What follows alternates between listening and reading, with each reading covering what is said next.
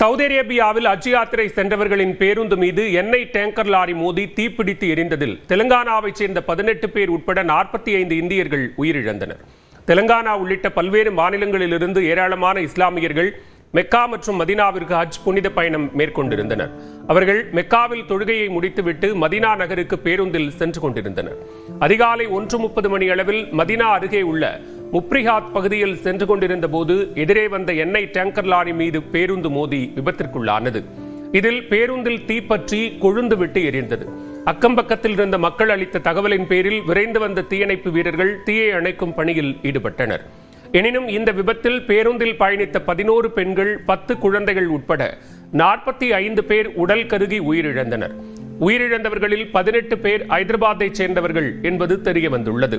மற்றவர்களை அடையாளம் காணும் பணி நடைபெற்று வருகிறது. நள்ளிரவில் பயணிகள் அனைவரும் உறக்கத்தில் இருந்தபோது தீப்பிடித்ததால் அவர்கள் தப்பிக்க முடியாமல் போனதாக கூறப்படுகிறது. இந்நிலையில் விபத்தில் உயிரிழந்த இந்தியர்களின் குடும்பத்தினருக்கு உதவுவதற்காக ஜெட்டா நகரில் உள்ள இந்திய தூதரகத்தில் 24 மணி நேரமும் செயல்படும் கட்டுப்பாட்டு மையம் திறக்கப்பட்டுள்ளது. மேலும் இலவச தொலைபேசி எண்ணும் அறிவிக்கப்பட்டுள்ளது.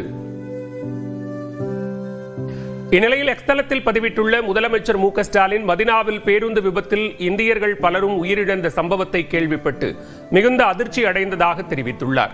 இந்த சோகமான நேரத்தில் உயிரிழந்தவர்களின் குடும்பத்தினருக்கு ஆழ்ந்த இரங்கலை தெரிவித்துக் கொள்வதாகவும் காயமடைந்த பக்தர்கள் முழு மருத்துவ சிகிச்சை கிடைத்து விரைவில் குணமடைவார்கள் என்று நம்புவதாகவும் முதலமைச்சர் மு.க. ஸ்டாலின் தெரிவித்துள்ளார்.